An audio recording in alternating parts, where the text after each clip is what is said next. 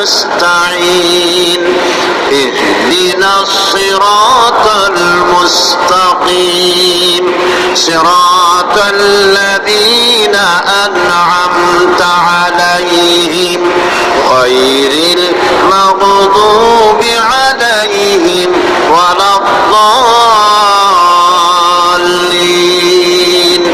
آمين সূরা ফাতিহা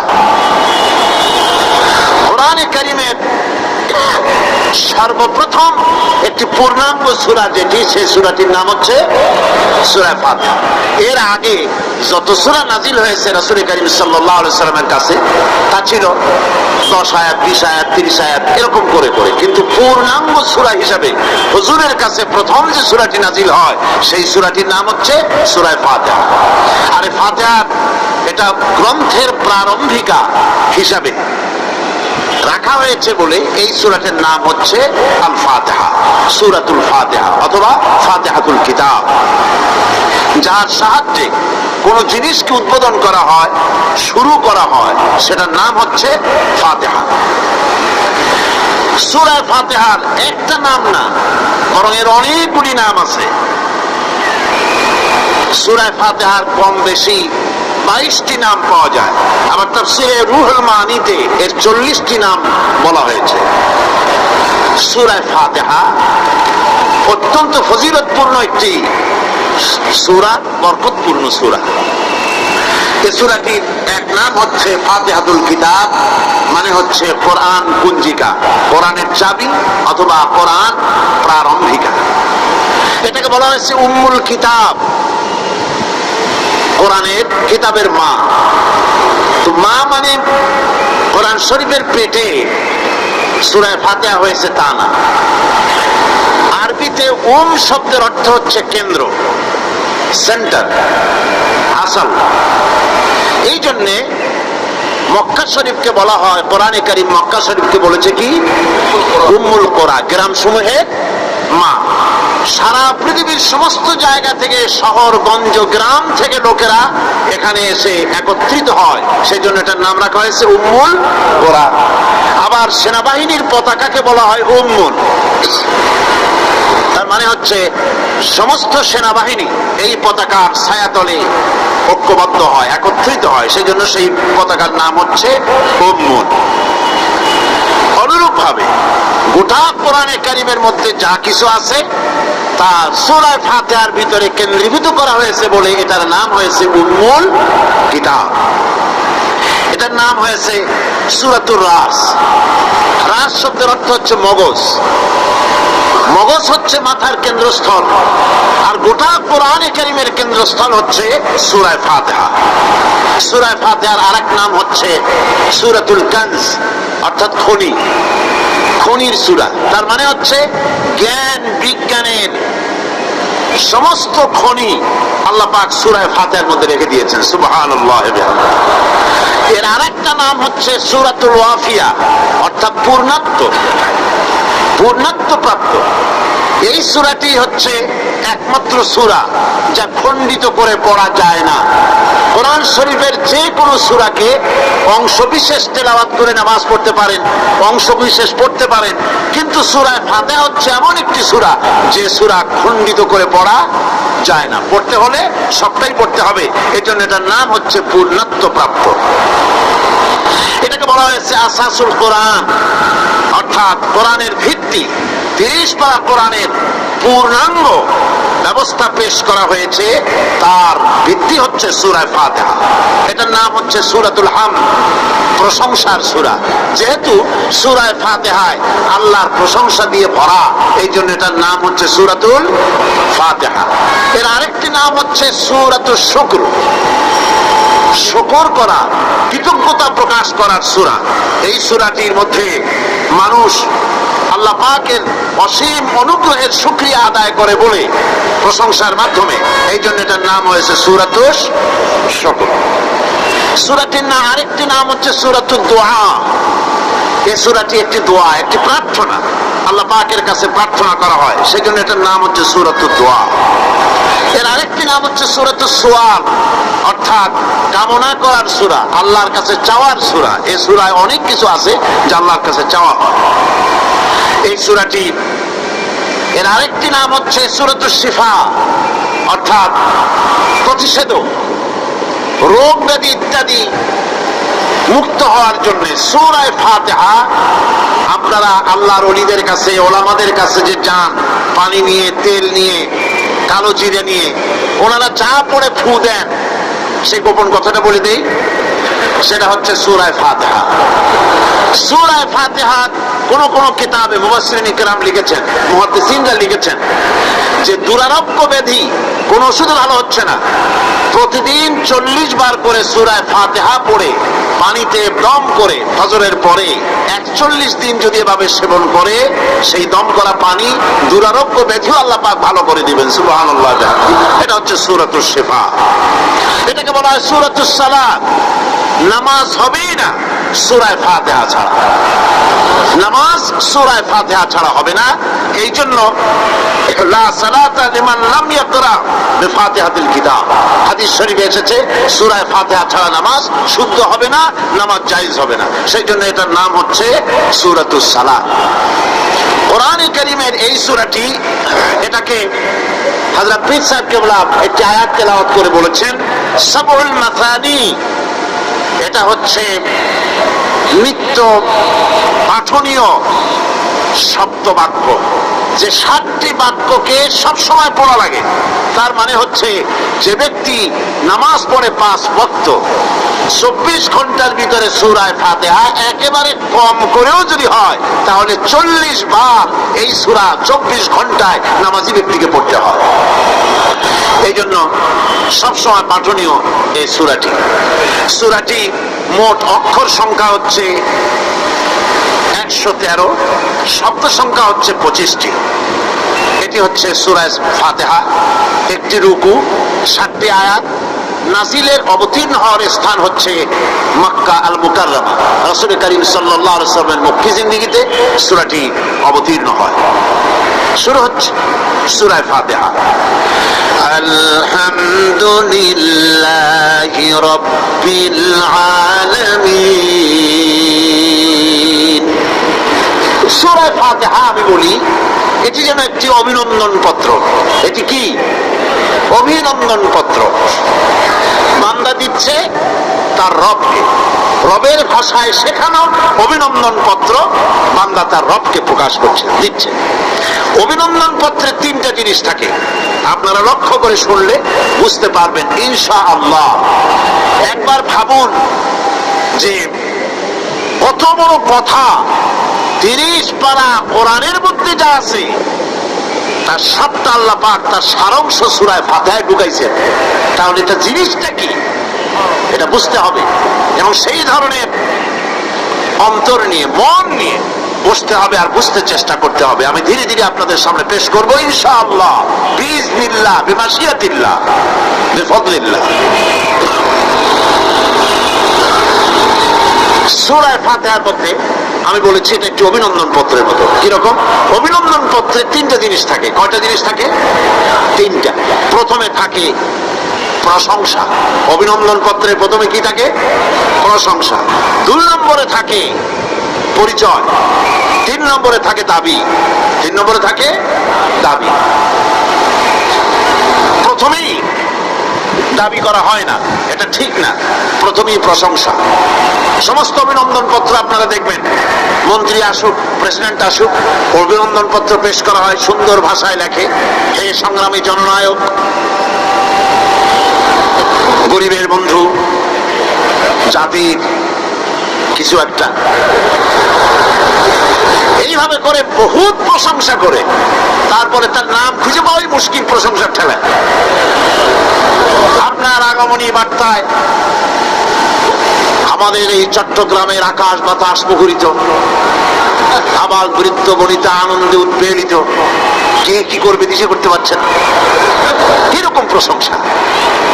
এই প্রশংসা দিয়ে তারপরে বলে আমরা চট্টগ্রাম কলেজের কর্তৃপক্ষ, আমাদের বেড়া নাই, টিন নাই, চাল নাই, ইট নাই, সিমেন্ট নাই, আমাদের এগুলি দাবি।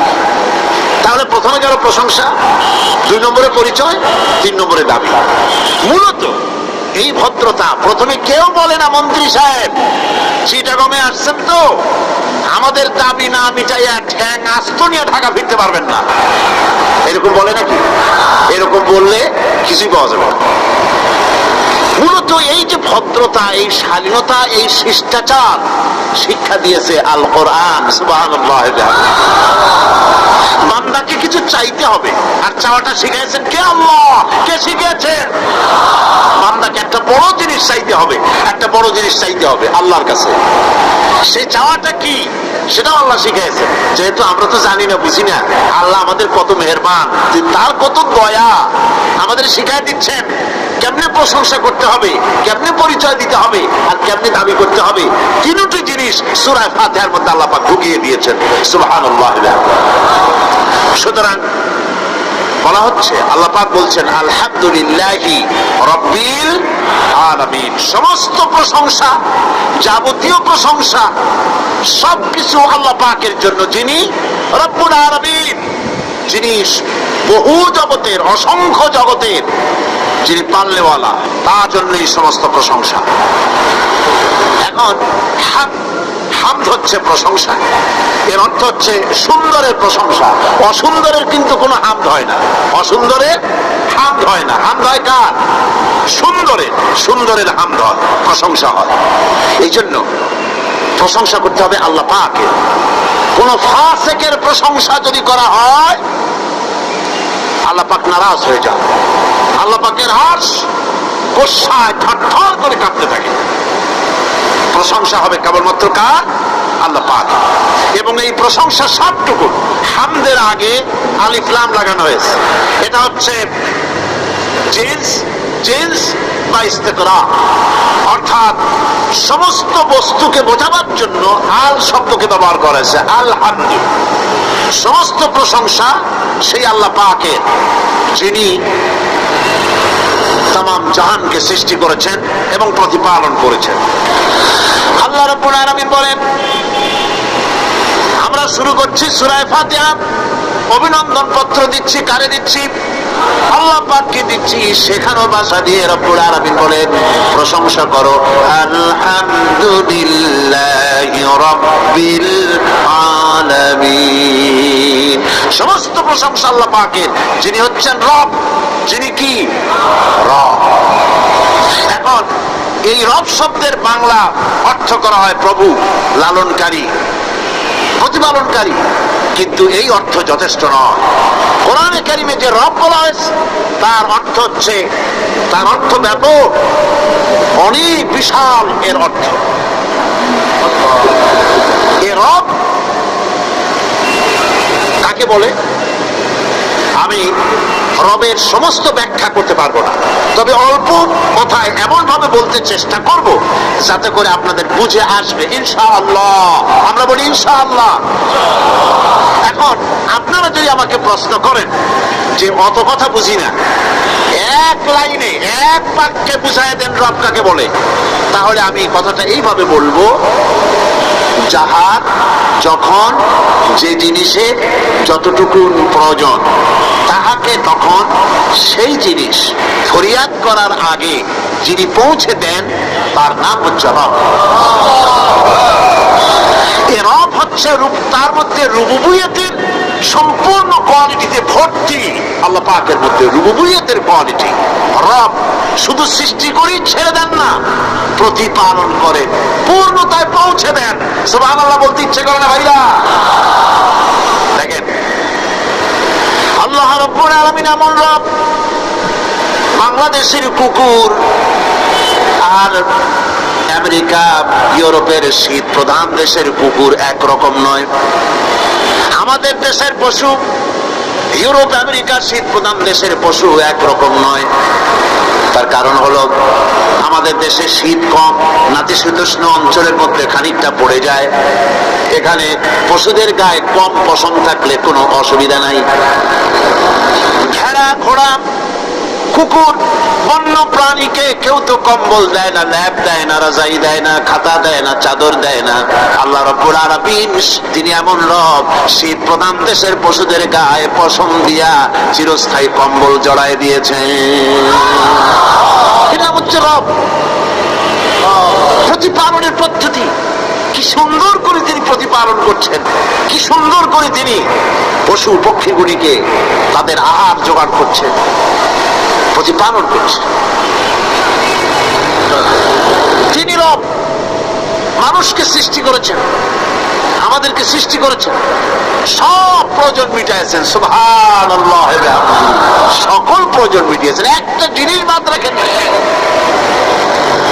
আমি এই জন্য বলি যে কোরআন হচ্ছে বিজ্ঞানের উৎস। কোরআন বিজ্ঞানের কি? বিজ্ঞানের আবিষ্কার। যত বাড়বে বিজ্ঞান চিরটা কাল কোরআনের কাছে ভিক্ষার হাত দিয়ে এতিমের মতো দাঁড়ায় থাকবে কিয়ামত পর্যন্ত। আজ পৃথিবীর বিজ্ঞানীরা বলছেন জগৎ সম্পর্কে, আমরা মনে করছি পৃথিবীটাকে, আমাদের কাছে জগৎ দুইটা। কয়টা জগৎ? একটা জগৎ হলো এইটা, ইহ জগৎ আর পরজগৎ, এছাড়া আর কিছু জানি না। এই দুইটাই জগৎ আমাদের কাছে। এখন দেখেন বিজ্ঞানীরা কি বলছে। বিজ্ঞানীরা বলছেন সৌরজগতে শুধু আমাদের সৌরজগৎটাই শেষ না, অসংখ্য সৌরজগৎ আছে মহাশূন্যে, অসংখ্য সৌরজগৎ। পৃথিবীর প্রতি 4 বিলিয়ন মানুষ যদি এক একটা সৌরজগৎ দখল করে, তাতেও সৌরজগৎ শেষ হবে না। আরো সহস্র সহস্র বিলিয়ন বিলিয়ন সৌরজগৎ আরো ফাঁকা পড়ে থাকবে। এত সৌরজগৎ আল্লাহ সৃষ্টি করেছেন। এই মহাশূন্যে বহুমাত্রিক জগতের কথা আল্লাহ পাক এখানে বলেছে। এই পৃথিবী একটা জগৎ, এই মাটির তলে আছে আর এক জগৎ, সমুদ্রের ভিতরে আছে পানির তলার আর এক জগৎ। আর মহাশূন্য যে কি তা আপনার মাথায় শূন্য হয়ে যাবে চিন্তা করতে করতে। এই জন্য বিজ্ঞানীরা, বড় বড় বিজ্ঞানী, এরা কিন্তু নাস্তিক হয় না। বর্তমান বিজ্ঞানীরা চিন্তা করে গবেষণা করে খেয়েই হারিয়ে ফেলছে মহাশূন্যকে দেখে। যেখানে আছে গ্যালাক্সি, যেখানে আছে মিল্কি ওয়ে, যেখানে রয়েছে অসংখ্য তারকা,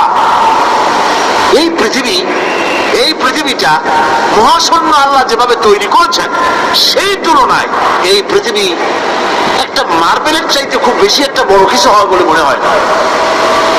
পৃথিবী যদি হয় একটা মার্বেলের মতো, তাহলে আমরা যে মানুষ, আমাদের অস্তিত্ব কোথায়? চিন্তা করেন। এবার মহাশূন্যে চলেন। মহাশূন্য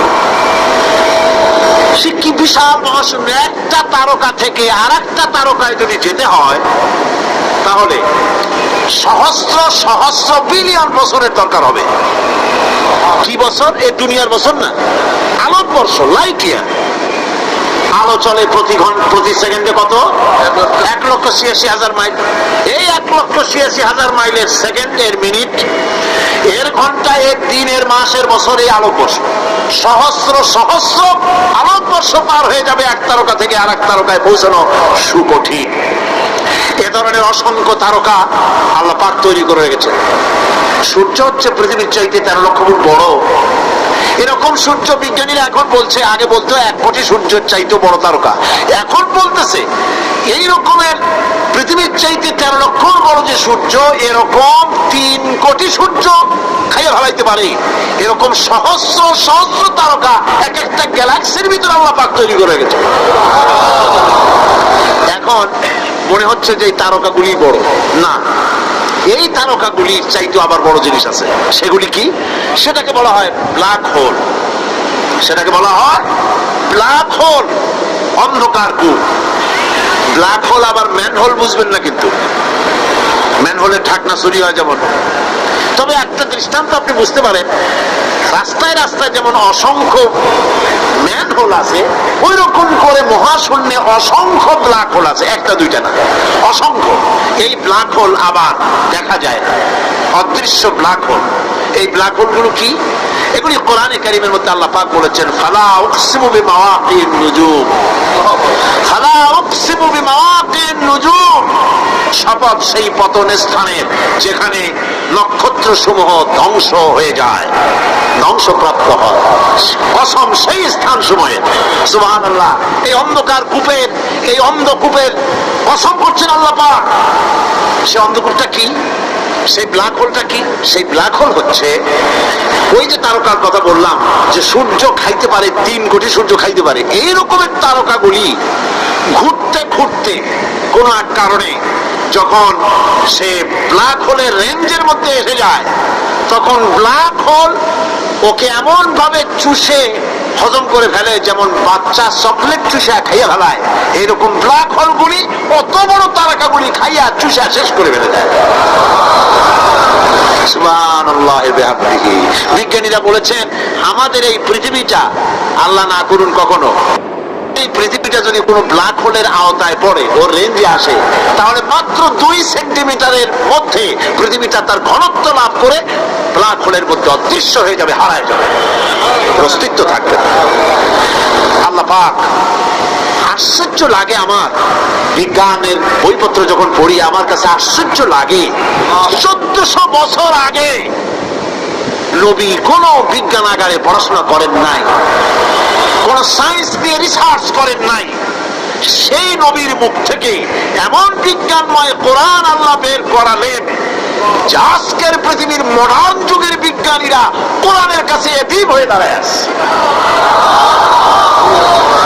পৃথিবীর কোন বিজ্ঞানী বলতে পারবে না যে কোরআনে কারীমের অমুক আয়াতটা আনসাইন্টিফিক, এটা হাদিস আমাদের বিজ্ঞানের সাথে মিল খায় না, এমন কথা বলতে পারবে না। বরং কোরআন সার্টিফাই করবে তোমার এই বক্তব্য, তোমার এই থিওরি মোস্ট আনসাইন্টিফিক।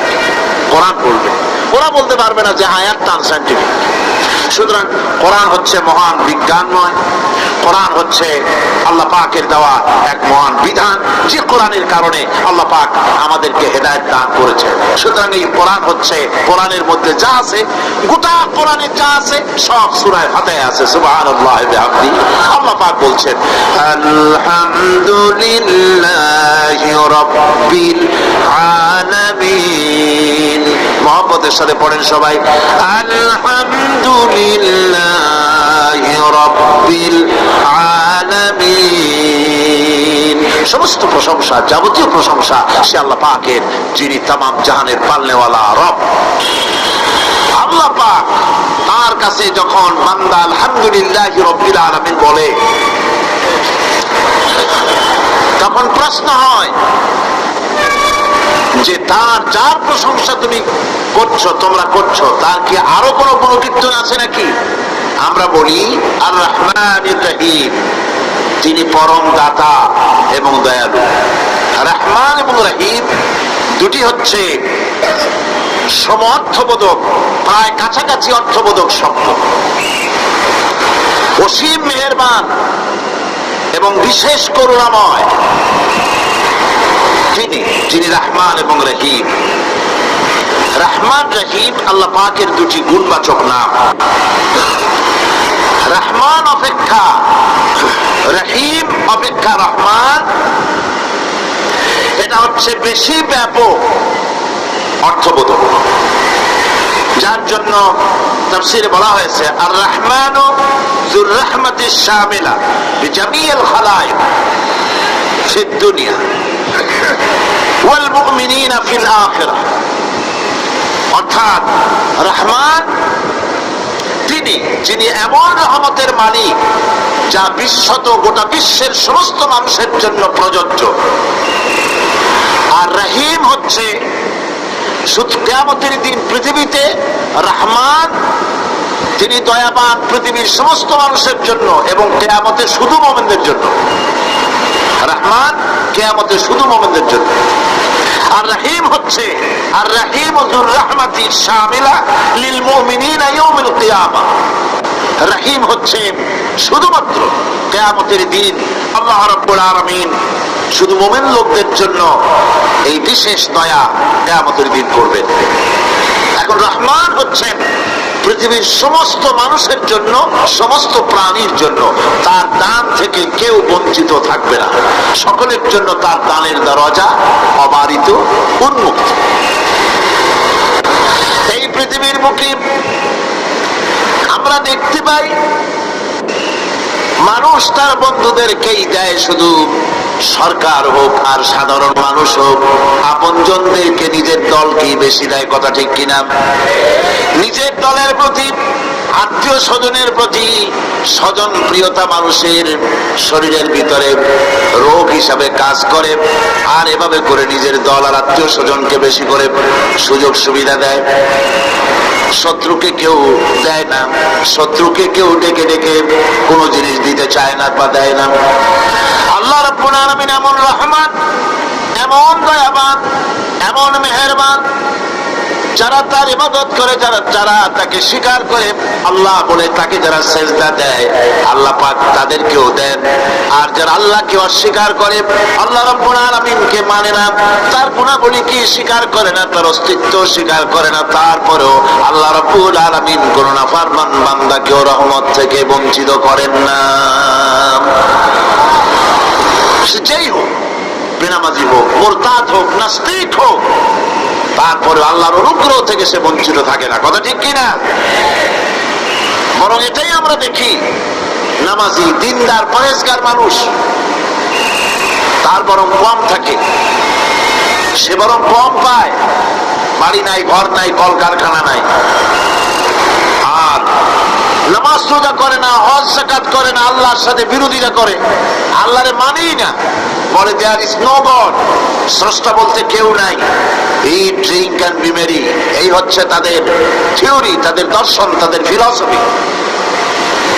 এই জাতীয় লোকগুলি বরং দেখা যায় তারা ক্ষমতা পায়, বাড়ি হয়, গাড়ি হয়, কল হয়, কারখানা হয়, সম্মান পায়। এটা কেন? এর কারণ হচ্ছে আল্লাহ রাব্বুল আলামিন এই পৃথিবীর কোনো মূল্য দেন না। এই পৃথিবীর মূল্য যদি আল্লাহ পাকের কাছে একটা মশার দানার তুল্য যদি হতো, আল্লাহ পাক বিদ্রোহীদেরকে, কাফেরদেরকে এক ঢোক পানি আল্লাহ পাক গিলতে দিতেন না।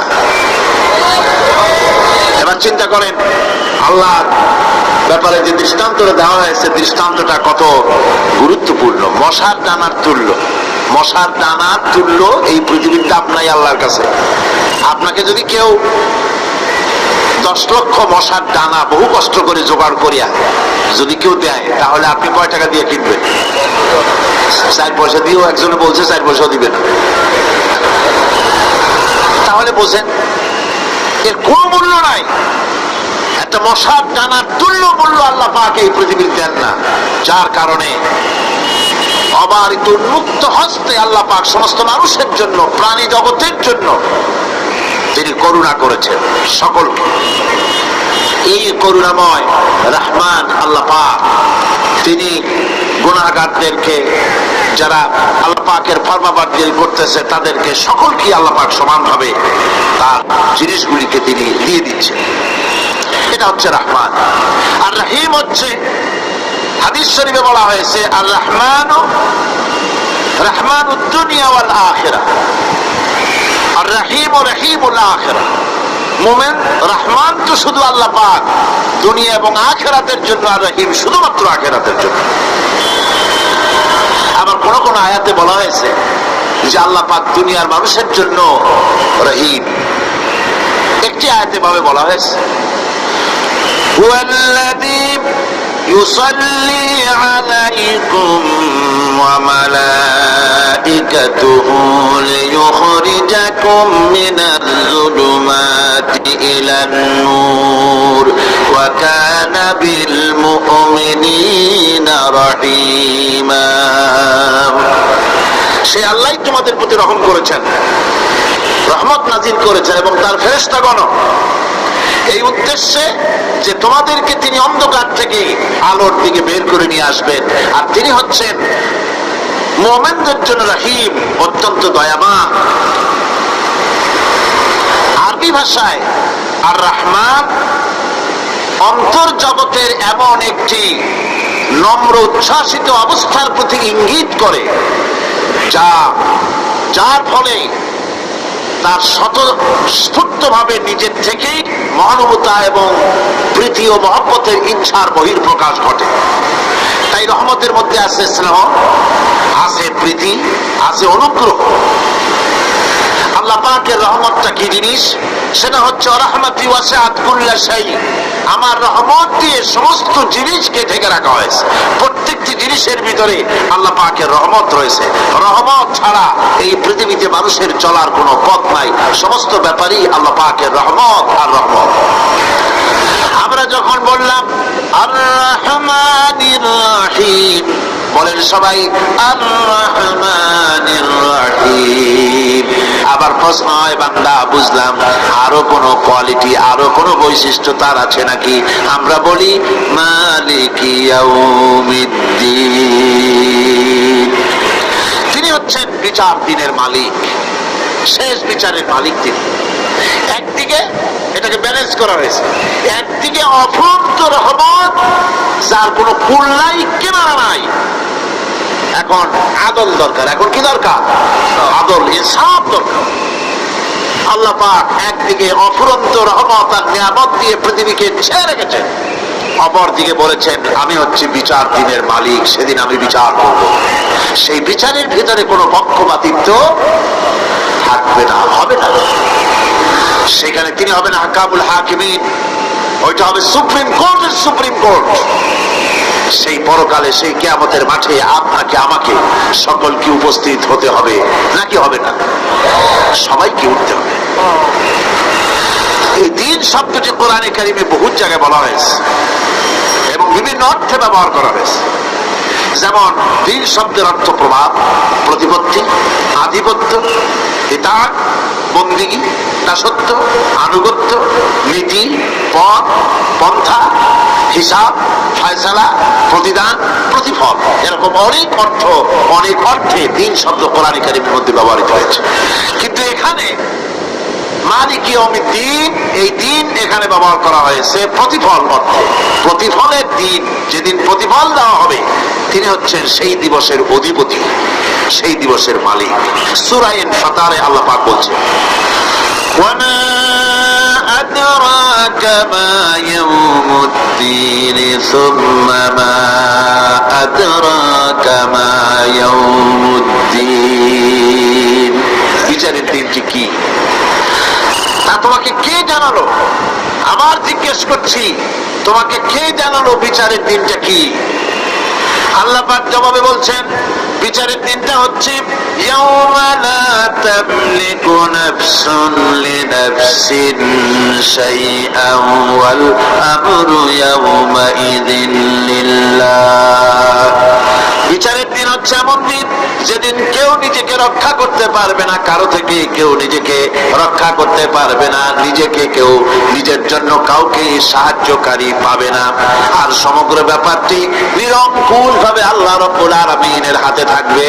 সেই দিনটার নাম কিয়ামত, সেটার নাম পরকাল, সেটার নাম হচ্ছে বিচারের দিন। যেদিন কর্তৃত্ব হবে কেবলমাত্র কার? আল্লাহ। সেই দিনটা হচ্ছে কর্মফল পাওয়ার দিন।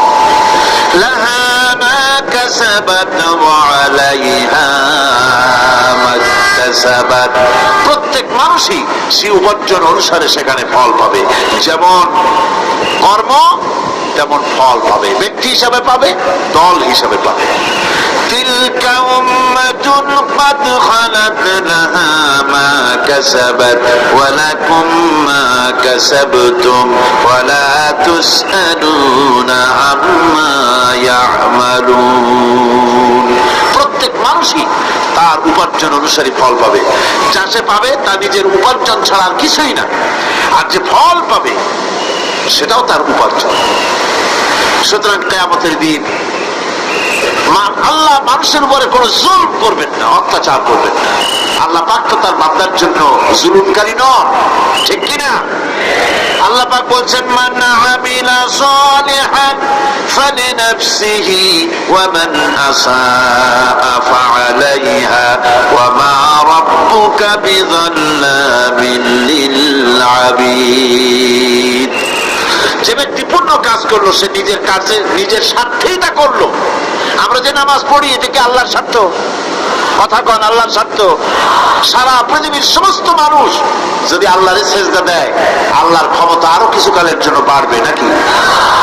সমস্ত মানুষ যদি আল্লাহকে অস্বীকার করে, বিদ্রোহী ঘোষণা করে, বিদ্রোহ ঘোষণা করে, তাতে কি আল্লাহর ক্ষমতা শেষ হয়ে যাবে? নাউযুবিল্লাহি মিন যালিক।